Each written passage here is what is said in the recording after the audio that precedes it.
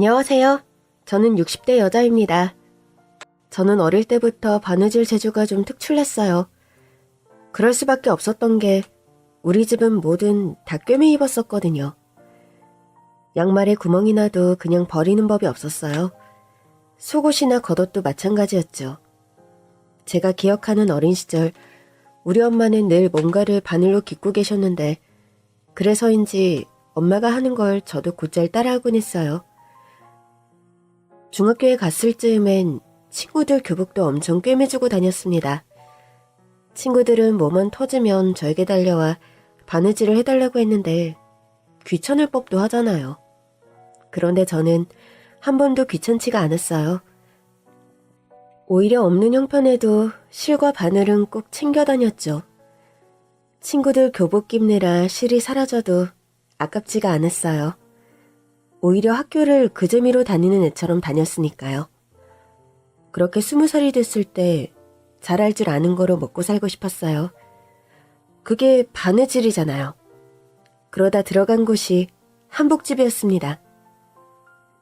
젊은 아가씨가 바느질을 잘한다고? 네, 제가 학교 다닐 때도 친구들 터진 교복을 다 꿰매고 다녔어요. 한복 바느질은 또 달라. 배워야 할 게 많긴 하겠지만 패기도 마음에 들고 어릴 때부터 바느질로 먹고 살 생각을 하다니 꼭 날 보는 것 같네. 사장님도 어릴 때부터 바느질 하셨어요? 집이 어려웠었거든. 나 어릴 때는 바느질 해주고 삭 받는 일이 꽤 있었어. 돈 벌려고 시작한 거지. 여자들이 할 수 있는 일도 많지 않았고. 근데 지금은 시대가 좀 다르잖아? 괜찮겠어? 고졸이어도 사무실로 출근하는 일도 할 수 있잖아. 그냥 좀 해보다가 아니면 말지 하는 마음이면 애초에 그만했으면 좋겠는데? 절대 아니에요. 저는 평생 바느질로 먹고 사는 게 꿈인걸요? 좋아. 그런 마음이면 해보든가. 생각보다 쉽게 취업이 되는 바람에 이게 웬 횡재인가 싶었는데 바느질로 먹고 사는 일은 보통 힘든 게 아니었습니다. 친구들 교복 좀 꿰매주면서 재미 볼 때랑은 차원이 다르게 곧했어요. 그래도 첫 월급을 받던 날 어찌나 기쁘던지 바느질로 번 돈이라 그런지 더 좋더라고요. 그렇게 수년을 한복집에 있다 보니 사장님과 정이 많이 들었어요. 사장님은 살아오신 이야기도 많이 들려주셨는데 저는 사장님이 참 좋았습니다. 사장님은 손님 한 명 한 명 진심으로 대하셨는데 못 지는 솜씨도 정말 좋으셨어요. 덕분에 저도 사장님처럼 한복을 잘 지는 사람이 되고 싶다는 꿈이 생길 정도였죠. 그러던 어느 날이었습니다. 엄마, 저녁 드셨어요? 사장님의 첫째 아들이 오랜만에 한복집에 왔더라고요. 이미 안면이 있던 터라 반갑게 인사를 했는데 저랑 사장님 먹으라며 추어탕을 사왔더라고요. 아유, 세상에. 우리 아들이 내가 제일 좋아하는 걸 사왔네. 그러나 그때까지 추어탕을 단 한 번도 먹어본 적이 없었던 저는 기함을 하고 말았죠. 미꾸라지를 간 거라고요? 통째로? 진짜 한 번도 안 먹어봤나 보네. 여태 추어탕 한 번 안 먹어보고 뭐 했어요? 그 꿈틀거리는 미꾸라지를 어떻게 먹어요? 아유, 얘 좀 봐라. 너 먹고 또 달라고나 하지 마. 진짜 못 먹겠어요. 미꾸라지가 그릇에서 꿈틀거리는 것 같단 말이에요. 아유, 꿈틀거리기는 무슨. 다 삶아서 곱게 간 거야. 먹어봐. 그날 사장님 모자와 함께 처음으로 추어탕을 먹은 저는 그 별미에 푹 빠지고 말았습니다. 그거 봐요. 잘 먹네. 다음에 또 사다 줄게요. 우리 어머니도 이 집 추어탕 좋아하시거든요. 사장님 큰아들은 사장님을 닮아서인지 인품이 참 좋아 보였어요. 사람이 낯도 안 가리고 부침성도 어찌나 좋은지. 사장님 남편분이 일찍 돌아가셔서 일찍이 배달 일을 하면서 사장님과 함께 동생들을 먹여 살렸다고 하더라고요. 아, 우리 아들 없었으면 나도 못 견뎠을 거야. 애는 셋인데 남편은 하루아침에 세상 떠나고 어떻게 사나 싶었는데 우리 아들이 그때 고등학생이었거든. 학교 그만두고 돈을 벌겠다고 하더라고. 그래서 내가 어떻게든 버텨볼 테니까 고등학교는 졸업하라고 했어. 그래서 고등학교는 졸업한 거예요? 그럼 내가 우리 큰아들 고졸로 만든 게 인생에서 가장 잘한 일이라고 생각하는걸? 동생들은 다 대학 들어가서 신나게 사는데 큰아들이 고등학교도 졸업 못했어 봐. 내 평생 한이었을 거야. 진짜 착한 아들이네요. 그럼 어디 누나도 자랑스러운 아들이지. 그래서 말인데 네가 보기엔 어떠니? 예? 제가 보기에 어떠냐니요. 네가 보기엔 우리 아들이 어떤가 해서. 저는 한 발 늦게 의미를 알아차리고는 웃음을 터뜨렸습니다. 제가 어떻게 사장님 큰아드님이랑 연애를 해요? 왜 못해? 사장님 눈치 보여서 못하죠. 아니, 내 눈치를 왜 봐? 둘이 좋으면 만나면 되지. 누가 결혼하래? 그냥 만나서 밥도 먹어보고 영화도 보고 그래 봐. 너희들이 잘 맞을 것 같아서 그래. 한복집 사장님은 그 정도로 저를 예뻐하셨어요. 결국 저는 사장님 큰아들과 데이트라는 걸 하게 됐는데 첫 데이트에서 그 사람이 그러더라고요. 우리 결혼할까요? 에? 아니, 이제 겨우 한 번 데이트했는데 당장 하자는 건 아니고 딱 1년만 만나보고 합시다. 아니면 2년? 그렇게 우리는 연애를 시작했고 딱 1년을 사귄 뒤 결혼했습니다. 솔직히 정말 좋았어요. 제가 좋아하는 사장님과도 가족이 된 거고 남편도 저를 정말 아껴줬거든요. 그러나 모든 것이 좋기만 한 것은 아니었습니다. 남편에겐 남동생 둘이 있었는데 둘 다 어머님과 남편 뒷바라지 덕에 좋은 대학에 나와서 좋은 대학 나온 여자들을 만났어요. 한 번은 명절이라고 시어머니께서 동서들에게 한복을 지어주셨는데 동서들이 저에게 와서 그러는 겁니다.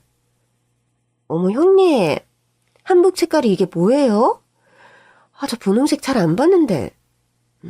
저도요. 저도 노란색이도 잘 봤는데 파란색이 뭐람? 어머니 몰래 다른 걸로 주시면 안 돼요?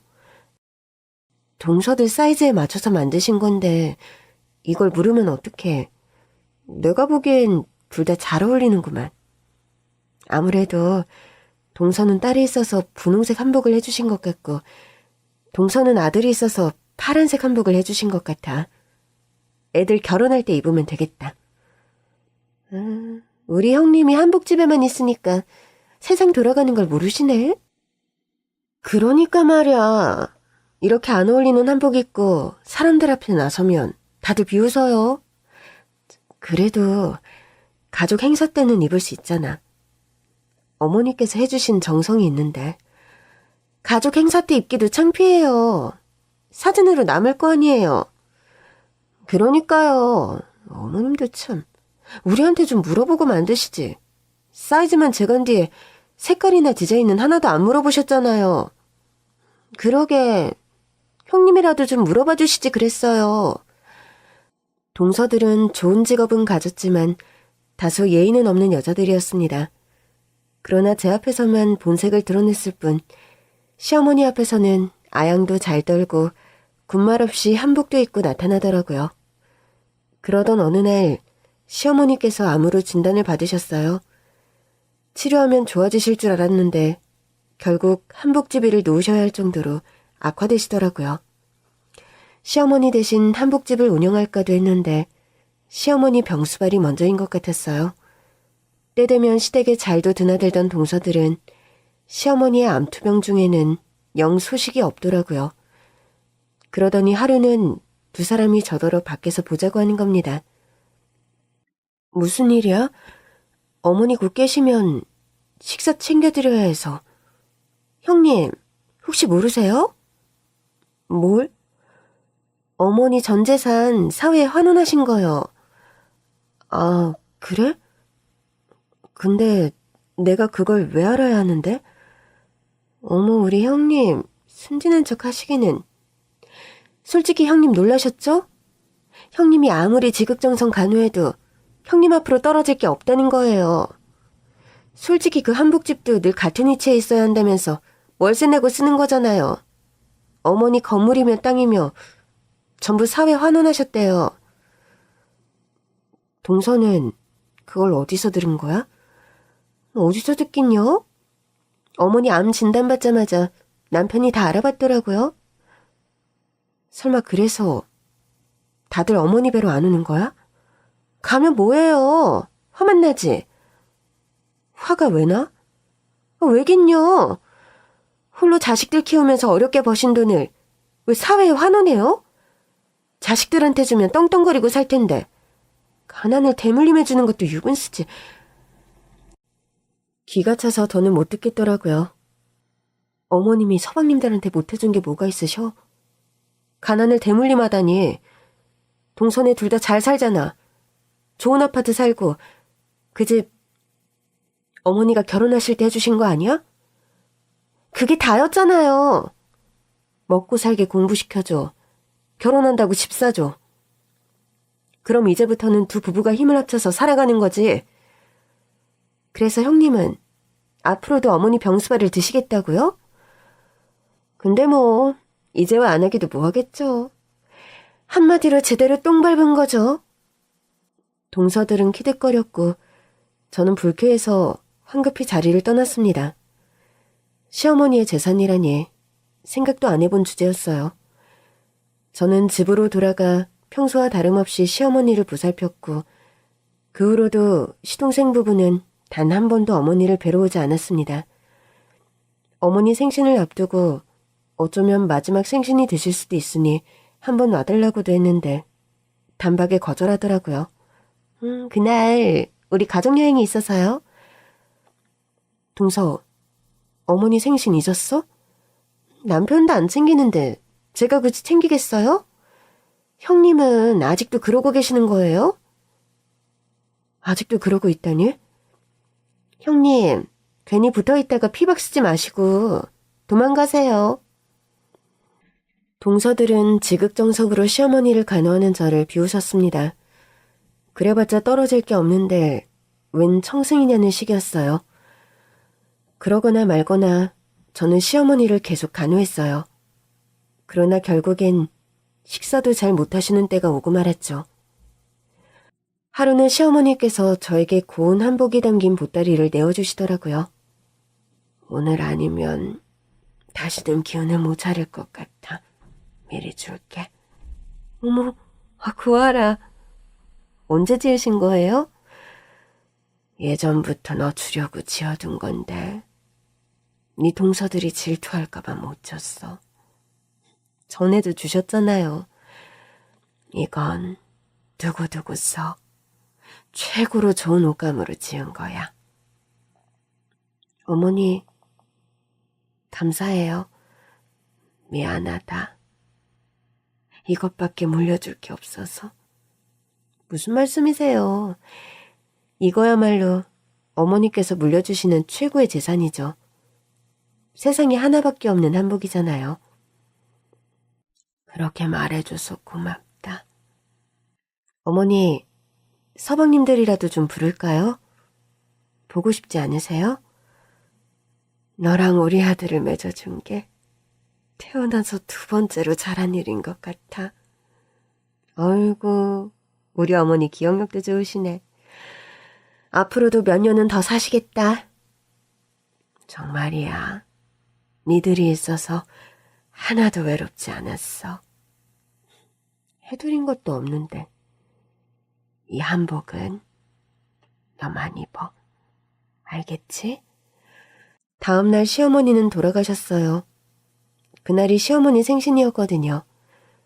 여행을 갔다가 급히 돌아온 시동생 부부는 입이 대빨 튀어나와 있었습니다. 아, 어머니는 진짜 끝까지 도움이 안 되셔. 우리 딸 결혼하기 전에 마지막으로 가는 가족여행이었는데 그걸 망치시네. 아, 동서, 사람들이 듣겠어. 사실이잖아요. 뭐 하나 남겨주신 것도 없으면 가족여행까지 방해하실 건 또 뭐예요? 분명 끝까지 심술 부리면서 가신 거라고요. 입 나온 시동생 부부들까지 데리고 장례를 치르느라 혼이 쏙 빠지는 기분이었어요. 장례가 끝나고 시어머니 유품을 정리하는데 동서들이 쫓아와서 묻더라고요. 형님, 솔직히 뭐 받은 거 있죠? 있긴 하지. 이것 봐. 이럴 줄 알았어. 근데 그거 n분의 1인 거 알고 계시죠? 그래? 그럼 나눠보든가. 저는 동서들에게 시어머니께서 남겨주신 한복을 보여줬고 동서들은 웃음을 터뜨렸습니다. 겨우 한복 한 벌 남기셨다고요? 동서들은 또 저를 비웃었어요. 암 걸린 시어머니 굳은 병수발은 다 해놓고 받은 게 손수 지은 한복 하나냐고요. 네, 저 암 걸린 시어머니 똥기저귀까지 갈아주고 손수 지은 한복 한 벌 받았습니다. 시어머니의 전 재산은 이미 사회에 기부된 뒤였죠. 형님 그 옷 입고 조카 결혼식 가면 되겠네. 비우는 동서들의 말대로 저는 동서딸 결혼식에 시어머니께서 주신 한복을 입고 갈 생각이었습니다. 그리고 조카의 결혼식에 가려고 그 한복을 입어본 순간 제 인생은 초대박 났습니다. 이게 뭐지? 한복을 펼쳤는데 그 안에서 뭔가가 툭 하고 떨어진 거예요. 여보, 준비 다 됐어? 잠깐만. 그때는 결혼식에 가느라 한복 안에서 떨어진 걸 바로 확인하지 못했어요. 그리고 동서딸 결혼식장으로 향했죠. 제 한복을 본 동서들은 또 비웃더라고요. 어머, 이게 바로 시어머니 똥기저귀까지 갈아주고 받은 한복이에요? 곱긴 곱네요. 그러게요. 어머니께서 이번엔 색깔을 잘 고르셨네. 그날 동서들은 예식장에서 대여한 한복을 입었더라고요. 솔직히 말해 시어머니께서 지어주신 한복과는 비교가 되지 않을 정도로 별로였어요. 그런데도 빌린 한복을 입고 우쭐해하는 동서들을 보고 있자니 할 말이 없더라고요. 조카의 결혼식이 끝난 뒤 동서가 우리 부부를 붙들더라고요. 오랜만에 형제들끼리 한잔하시죠. 좋은 날인데. 우리가 쏠게요. 우리 딸 결혼 기념으로. 어쩐 일로 우리 부부를 끼워주기에 일단 따라갔는데 앉자마자 동서가 그러는 겁니다. 형님, 이 자리에서 단판 지으시죠? 단판이라니? 어머님 재산 문제요. 우리가 알아보니까 어머니 한복집 월세가 너무 많이 밀려서 빚더미던데. 아, 맞다, 한복집. 내가 조만간 운영할 거야. 글쎄 그것도 재산이라고. 우리한테 그동안 밀린 월세 같이 내달라고 할 건 아니죠? 뭐? 그래서 말인데 우리 이거 썼어요. 시동생 부부가 나란히 뭘 내밀더라고요. 뭔가에서 보니 상속폭이 각서였습니다. 아니죠. 굳이 이런 걸. 형님, 깔끔하게 하자고요. 우리는 받을 것도 갚을 것도 없는 거예요. 알겠죠? 누가 동서들 보고 한복집 세뇌래? 그래도 상속포기 안 하면 결국 한복집도 우리 몫인데. 솔직히 그 한복집 빼봤자 지금껏 밀린 월세 내고 나면 남는 보증금도 없을 거 아니에요. 그러니까 형님이 내시고 형님이 가지세요. 애초에 그러려고 했어. 그러니까 상속 포기각서까지는 필요 없어. 그냥 받으세요. 우리 마음 편하려고 이러는 거니까. 그때였습니다. 지금껏 한 번도 큰 소리를 낸 적 없던 남편이 시동생 부부를 보며 화를 냈어요. 재수씨, 그리고 니들. 어머니 아프실 땐 콧배기도 한 번 안 비치더니. 뭐? 상속 포기각서? 한마디로 어머니 빚 포기각서인 거잖아. 그럼 어떡해. 엄마가 남긴 거라곤 한복집 월세 빚밖에 없는데 막말로 그 한복집에서 벌어먹고 산 건 형수잖아. 형수가 하는 게 맞지. 형은 남편이니까 같이 하는 거고. 니들 어머니한테 빚이 더 있을까봐 이러는 거 아니야? 솔직히 의심은 돼. 이미 전 재산을 사회에 환원하셨는데 병원비는 다 어떻게 한 거야? 빚져서 한 거 아니야? 우리가 다 했어. 빚 안 졌어. 그럼 됐네. 그럼 우리가 준 상속 포기각서 못 받을 것도 없잖아. 그냥 받고 깔끔하게 끝내자고. 이러다 어머니한테 재산이라도 더 있으면 어떡하려고 이래? 형, 머리 쓰지 마. 우리도 다 알아보고 이러는 거야. 어머니 집도 자기 집 아니잖아. 평생 뭘 소유하지 않은 게 꿈이라면서 집도 월세집이었잖아. 거기 보증금도 밀린 거 아니야? 자식이라는 녀석들이 어머니 병원비 한 번을 안 내놓고는 하는 소리가 겨우 이거야? 형이 이러니까 더 의심스러워. 우리는 이미 상속 포기각서 썼으니까 딴 말 하지 마. 그래, 맞아. 그리고 이참에 우리도 인연 끊어. 솔직히 난 형도 부담스러워. 그게 무슨 소리야? 형이 우리 아버지도 아닌데 꼭 아버지처럼 굴잖아. 어릴 때 우리 먹여 살렸다고. 맞아. 어릴 때나 그런 거지. 어머니 한복집 잘 되고 나서부터는 막말로 형이 먹여 살린 건 아니잖아. 근데 왜 아버지 노릇이야? 이제와 어머니 없다고 우리가 형한테 뭐라도 해줄 거라는 기대를 버려. 이 자식들이. 형수, 잘 봤죠? 우리 상속 포기각서 쓴 거. 저는 한숨만 나오더라고요. 결국 가족끼리 한잔하자던 자리는 금세 파투가 났고 시동생 부부가 떠난 자리에 남아 남편이 눈물을 흘리더라고요. 여보, 많이 속상해?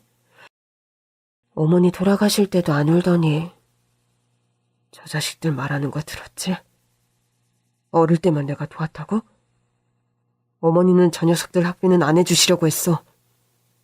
그래서 내가 해줬거든. 그런 얘기는 처음 들어. 무슨 소리야? 어머니께서 애들이 대학 간다고 하니까 나도 안 해준 학비를 동생들만 해줄 수 없다고 장학금을 받아서 가든지 알아서들 해결하게 하라고 하시더라고. 애들이 들으면 섭섭해할 것 같아서 내가 다 해줬어. 그럼 그것도 모르고 저러는 거야? 장가 갈 때는 우리 셋 다 집 하나씩 해주셨지. 우리 어머니 정말 강직하시네. 맞아. 그래서 나도 어머니 뜻을 따를까도 했는데 솔직히 나한테는 자식 같은 녀석들이었거든. 나는 그게 안 되더라고. 당신 참 힘들었겠네. 그래도 어떡해. 어머니께서 아시면 불같이 화내실 테니 몰래 해줬지. 당신이 어머니랑 동생들 사이에 끼어서 고생을 많이 했구나. 그렇게 키워놨더니 저 자식들 하는 소리 좀 봐. 누가 나한테 효도하래? 그런 건 바라지도 않아. 어머니 아프실 때 한 번만 좀 들르라고 그렇게 연락을 했는데 당신도 연락했었어? 수시로 했지. 어머니께서 말씀은 안 하셔도 얼마나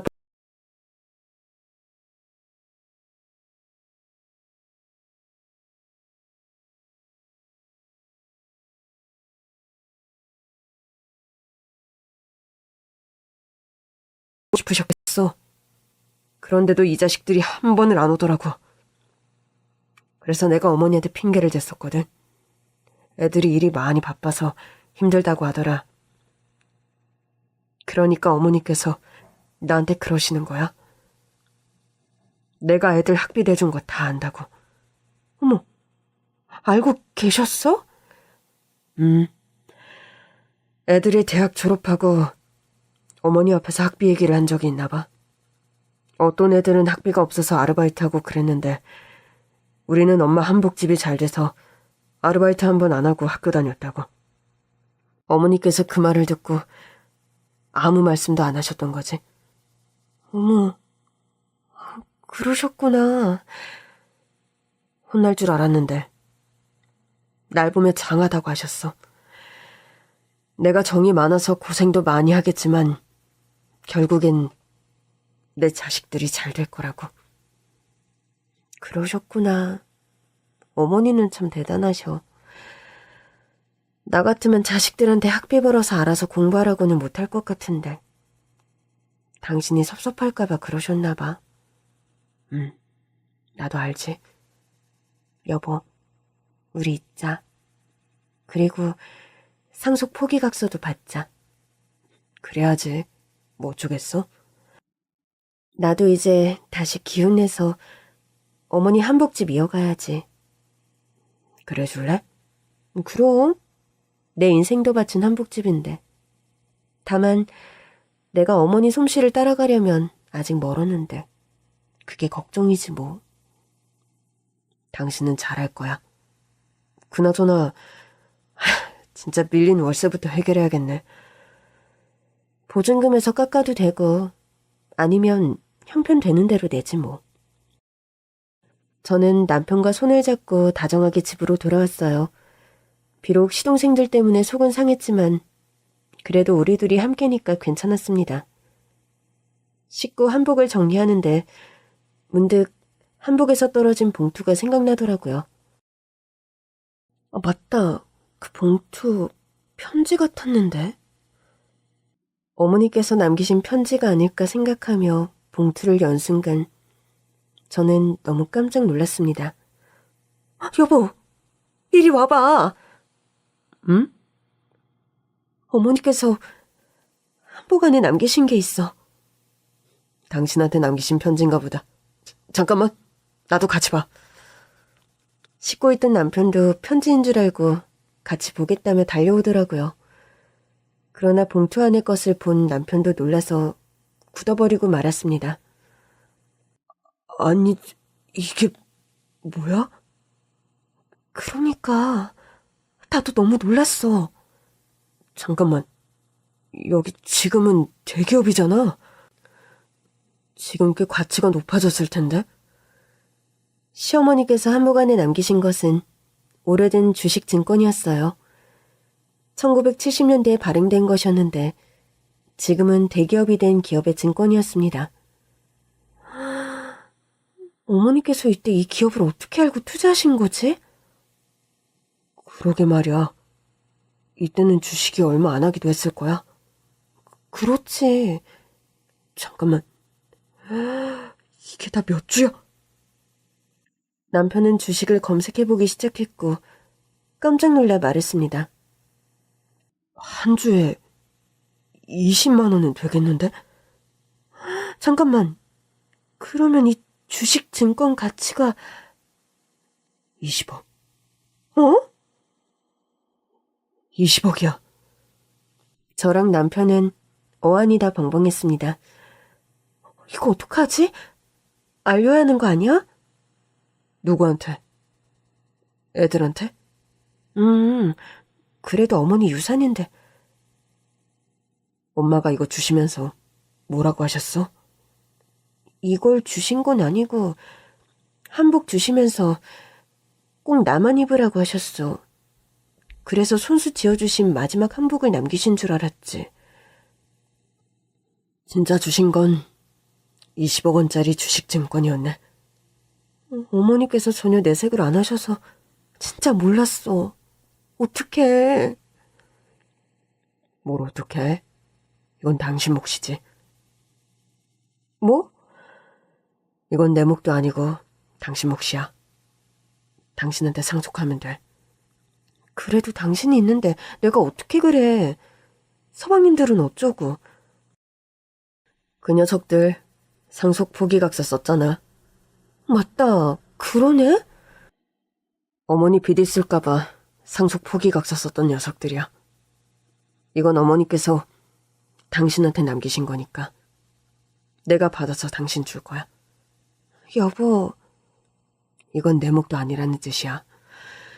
그러니까 나눌 것도 없어. 당신이 갖고 어머니 한복집 잘 운영해줘. 그래도 되는 걸까? 당신만 입으라고 하셨다며. 나도 허락 안 해주신 거잖아. 설마 그냥 나한테 주시기만 한 거지. 나 하나도 안 섭섭해. 당신이 우리 어머니한테 한 거 생각하면 섭섭할 수가 없지. 평생 어머니 옆에서 한복집 지켜 어머니 병수발까지 들어. 자식인 나도 못한 걸 당신이 했잖아. 어머니도 그만큼 나한테 해주셨어. 내가 어머니한테 사랑을 얼마나 많이 받았는데.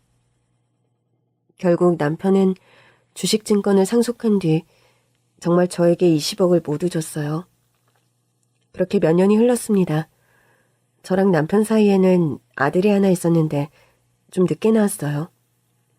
시동생 부부 애들보다 더 어렸죠. 아들이 결혼한다기에 오랜만에 동서들한테 연락했습니다. 동서, 잘 지내지? 네, 그럼요. 근데 무슨 일이세요? 그게 혹시 아들 결혼한다고 연락하신 건 아니죠? 맞아.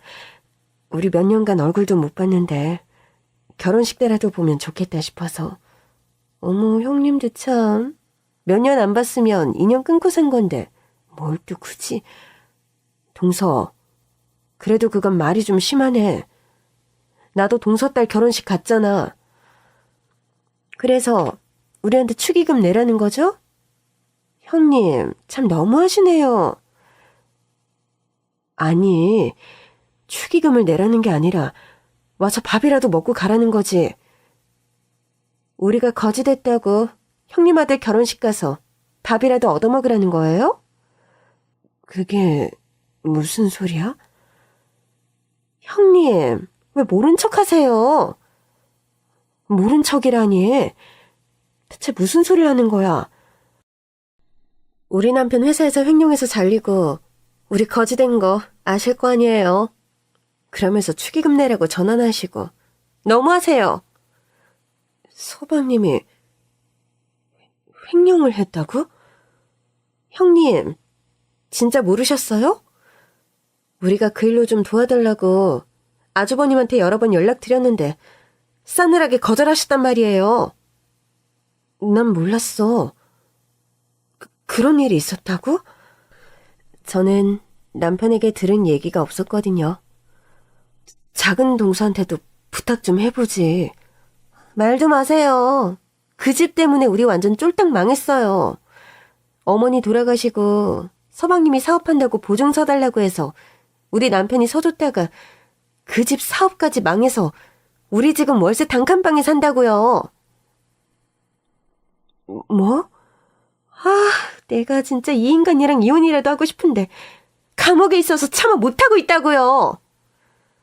생각지도 못한 소식에 저는 급히 전화를 끊었습니다. 남편에게 전화를 걸었더니 남편은 태어나더라고요. 어머니 아프실 때부터 가족 아니다 나 몰라라 하던 애들이 이제 와 도와달라고 연락이 왔길래 무시했어. 그래도 나한테 말을 하지. 당신 성격의 얘기 들었으면 조금이라도 도와주자고 했을 거 아니야? 난 싫어. 지금껏 도움받아 산 줄은 꿈에도 모르고 저 잘난 줄 알고 살았으니 저지른 일에 대한 대가는 스스로 치르고 살아야지. 뭐가 부족하다고 횡령을 해? 어머니 살아 계셨어도 똑같았을 거야. 그래도 얘기 들으니까 마음이 안 좋더라고. 나라고 마음이 좋게 하겠어?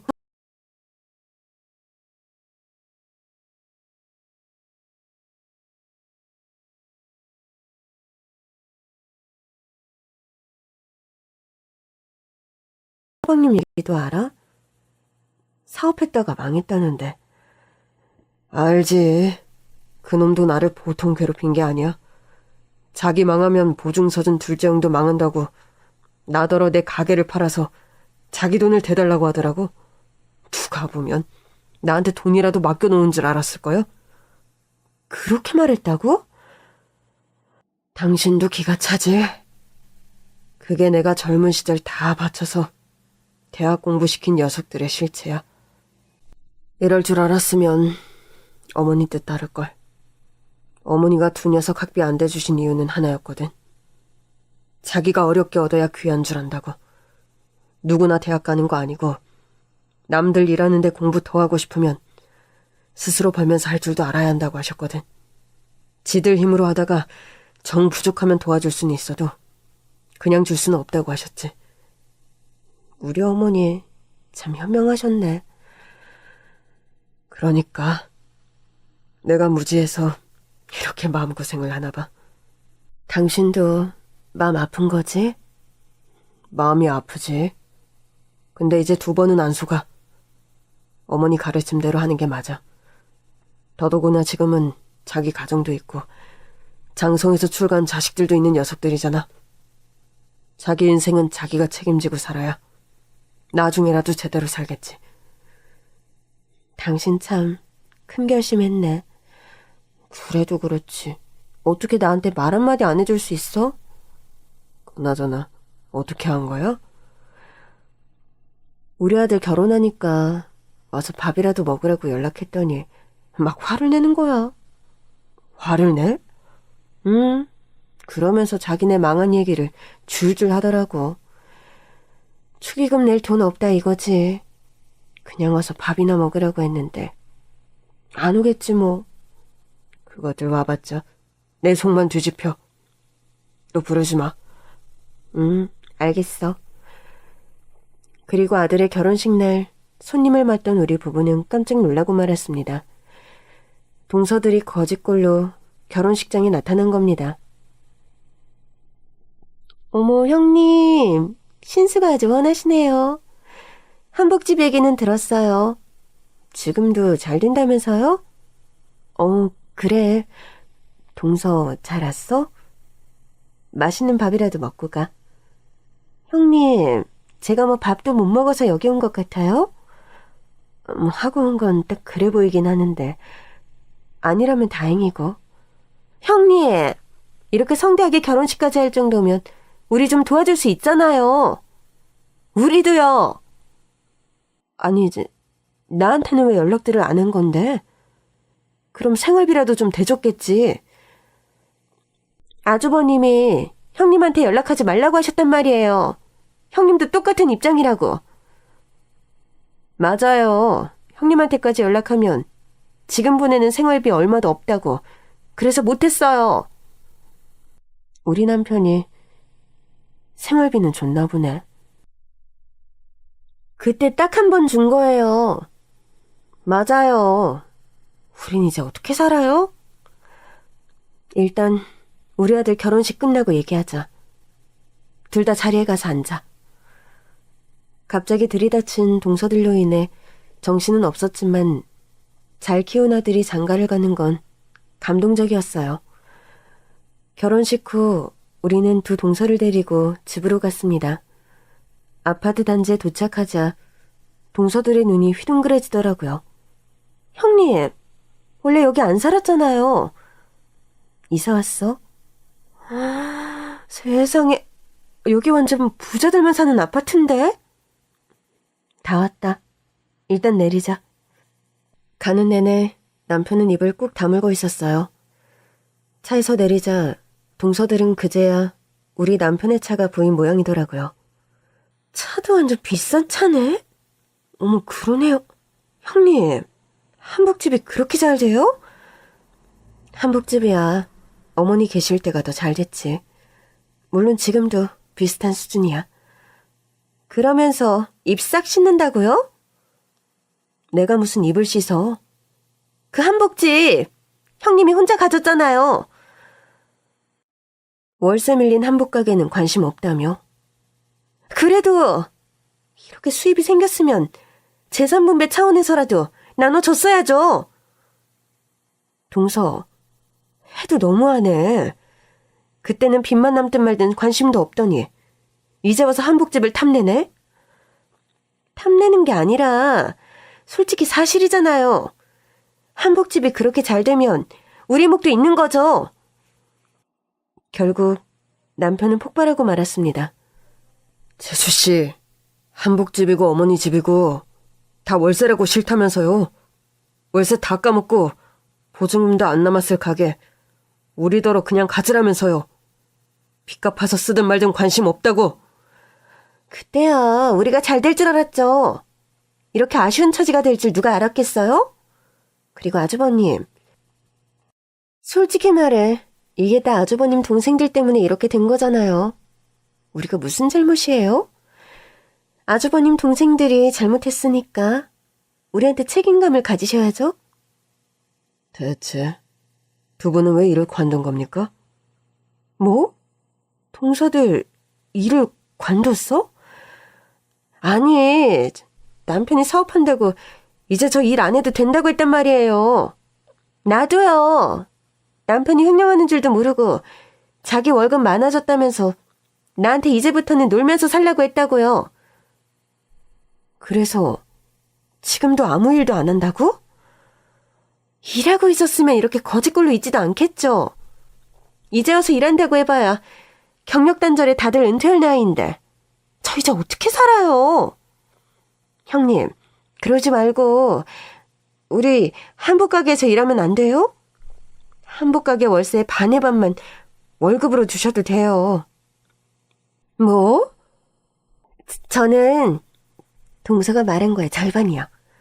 아르바이트라도 하게 해주세요. 단칸방 월세는 내야 할 건이에요. 그렇다면 동서들한테 줄 월급이 없네. 형님, 이렇게 매정하게 나오신다고요? 진짜 너무하세요. 예전에는 이런 분 아니셨잖아요. 시어머니 똥기저귀까지 치우시던 분이? 그래요. 그 심정으로 우리 좀 돌봐주면 어디가 덧나요? 적어도 우리가 어머님처럼 똥싼기저귀 치워달라는 건 아니잖아요. 둘 다 듣자 하니까 말이 심하네. 어머니가 똥기저귀를 쓰고 싶어서 쓰셨어? 나중에는 아예 거동을 못하실 정도로 아프셔서 그랬던 거 아니야? 형님 잘못이라는 게 아니라요. 어머니도 너무하셨다 이거죠. 그냥 간병인 쓰시면 될걸. 왜 전 재산을 사회에 환원하셔서. 맞아요. 결국 화근은 어머니예요. 어머니가 우리한테 재산만 상속해 주셨어 봐요. 우리가 이렇게 거짓골이 됐겠느냐고요. 맞아요. 우리 남편도 횡령 안 했을걸요? 다들 그만해요. 단지 두꺼워도 정도가 있지. 지금 우리 어머니를 모욕하는 겁니까? 아주버니, 솔직히 두 분 사시는 거 보니까 짜증나서 그래요. 이렇게 잘 살고 있었으면서 어떻게 우리한테는 생활비 한 번 딱 주고 말아요? 그때 재수 씨가 그랬죠? 딱 한 달치 생활비만 주면 나가서 무슨 일이라도 해서 먹고 살 거라고. 한 번만 도와달라고. 그래서 준 거잖아요. 그때 드린 돈이 적지도 않았어요. 말이 한 달치 생활비지 월세까지 포함하면 석 달치는 줬을 겁니다. 아니 뭐 그게 잘못됐다는 게 아니라 그럼 석 달 뒤에 우리가 어떻게 사는지는 좀 더 보시고 추가 지원을 결정하셔야 하지 않았나 싶은 거죠. 내가 무슨 자선사업가입니까? 자선사업가면 이보다는 더 해주셨겠죠. 맞아요. 그리고 우리는 가족이잖아요. 자선사업가보다는 더 넉넉하게 해주셔야 하는 거 아니에요? 동서들은 파렴치하다 싶을 정도로 뻔뻔했고 결국 남편은 집을 나가버렸어요. 도저히 못 보겠는 모양이더라고요. 저는 두 동서를 앞에 앉혀놓고 말했습니다. 내가 우리 한복집 월세의 반이든 반의 반이든 월급을 못 준다고 한 건 우리 한복집이 월세가 아니라서야. 네? 그럼요? 내가 그 건물을 샀거든. 그 정도로 한복집이 잘 됐어요? 건물 살 정도로? 그럼 저희 좀 일하게 해주세요. 이제라도 어머니 유산 분배해준다는 심정으로 해주시면 되잖아요. 한복집 일이 쉬운 줄 알아? 안 쉬워도 남 밑에 사는 것보단 나을 거 아니에요. 아니, 그렇게 힘들면 자식들한테라도 좀 도와달라고 하지 그랬어. 안 했겠어요?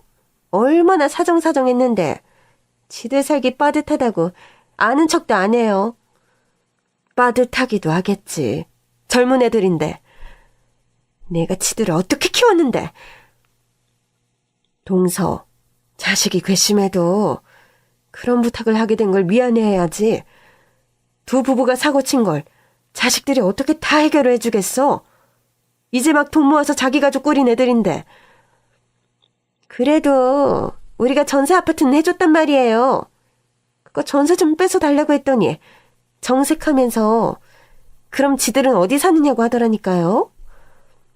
우리 애도 말도 마요. 지들 사는 집 담보 잡아서 대출 좀 받아달라고 하니까 내 전화번호를 차단했더라고요. 그냥 확 호적에서 파버린다고 했더니 차라리 그래달라고 하대요. 그 빚 우리가 다 못 갚으면 자기네가 갚아야 하는 거 아니냐면서. 잠깐 있어봐요. 둘째 동서가 휴대폰 사진첩을 열어서 보여주더라고요. 이거 보이시죠? 글쎄 저한테 상속 포기각서를 써주더라니까요.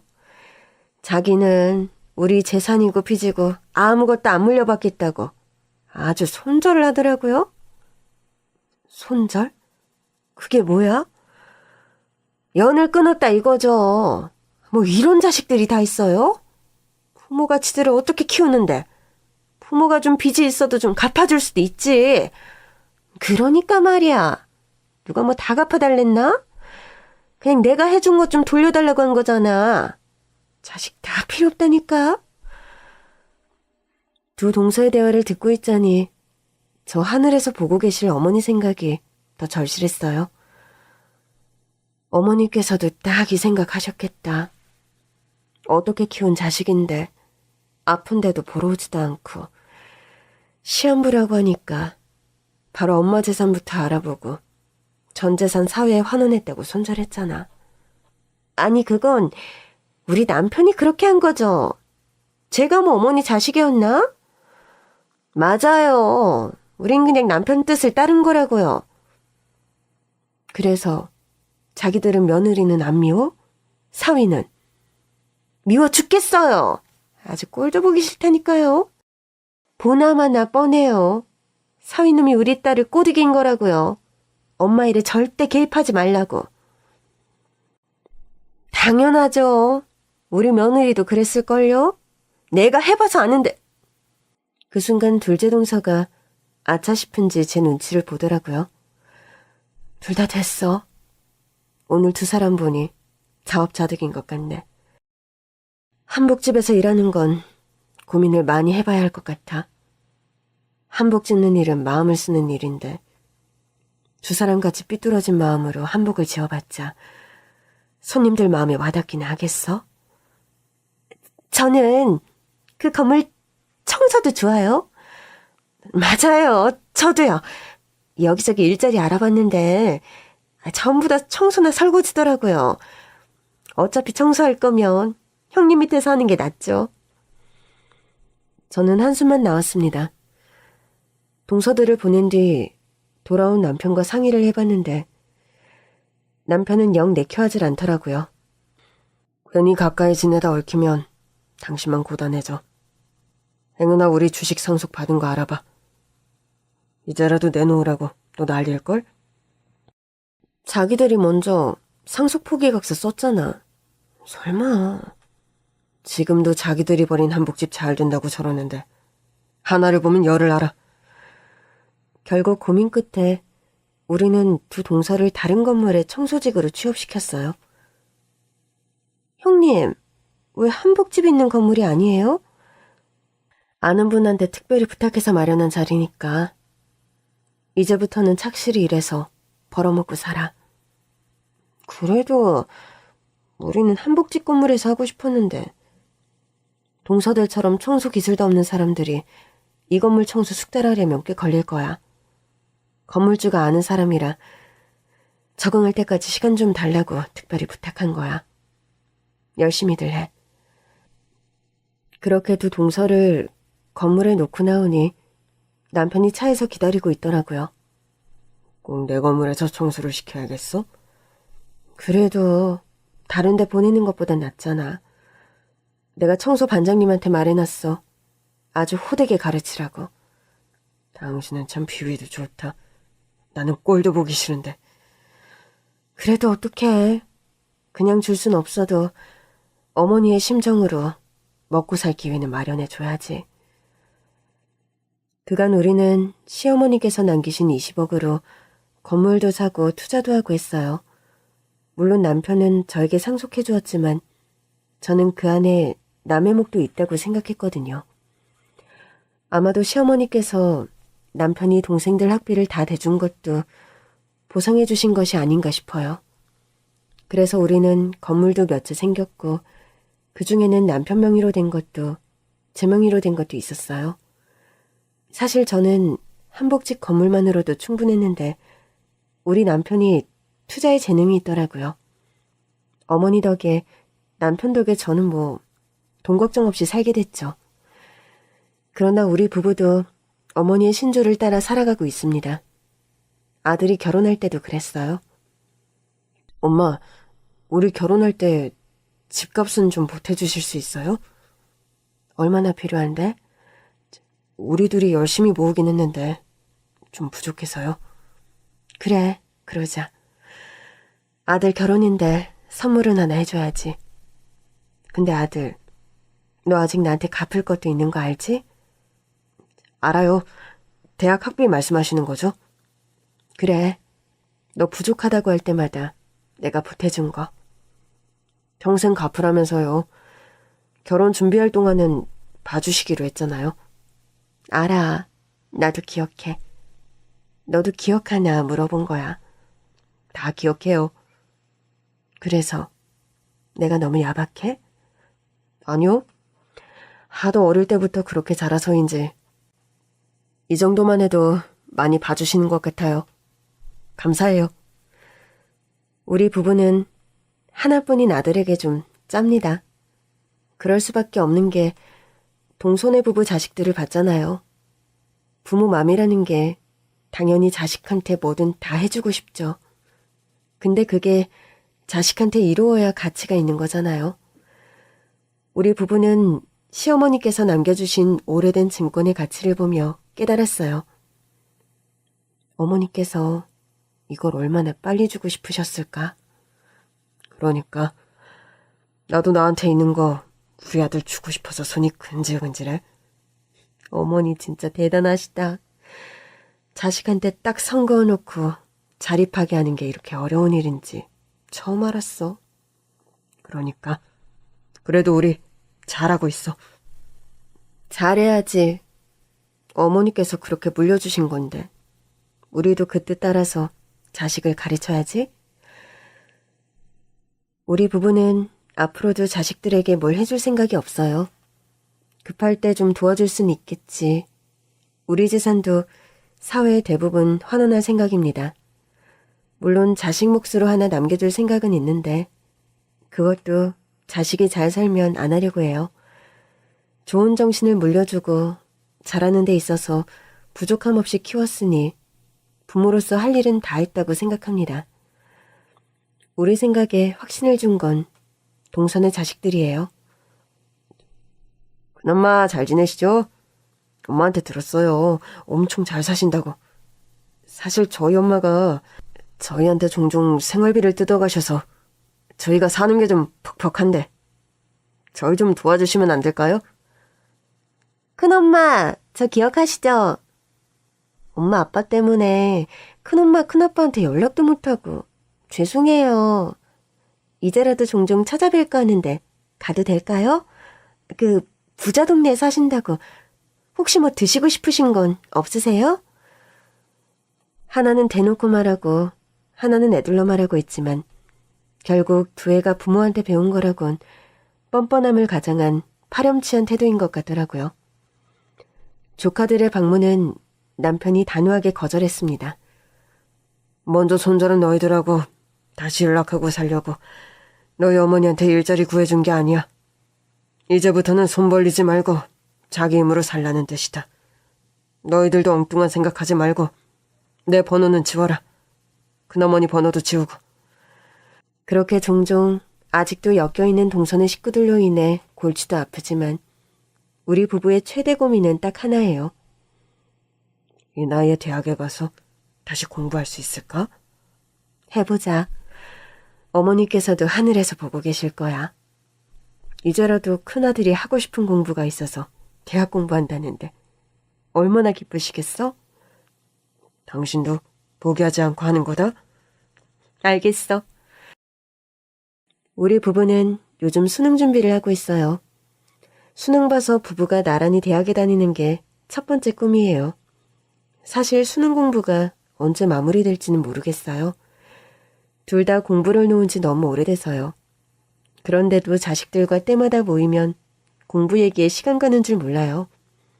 애들이 노하우를 알려주는데 대학 공부한 아들 며느리가 대단하다 싶더라고요. 엄마 아빠 이러다 우리 자식들이랑 같이 대학 가시겠어요? 그것도 좋은 생각이긴 하다. 당연히 주지 않고 당연히 받지 않으니 가족이 참 평안합니다. 모이면 여러 주제로 이야기도 나누고 맛있는 것도 나눠 먹고요. 우리 시어머니께서 원하신 것도 이거 하나였을 텐데 자식들이 그 청을 들어드리지 못한 게 죄송할 뿐이에요. 그래서 우리 부부가 일군 가족은 그렇게 사는 거 보여드리려고요. 늘 자립심 강하셨고 뭐든 허투루 쓰거나 주시지 않았던 시어머니를 따라 우리도 돈이 아닌 마음을 주고받는 가족으로 살아가고 있습니다. 그래도 곧 태어날 첫 손주 학비 통장은 하나 만들어 주려고요. 할머니로서 그 정도 선물은 해도 되겠죠?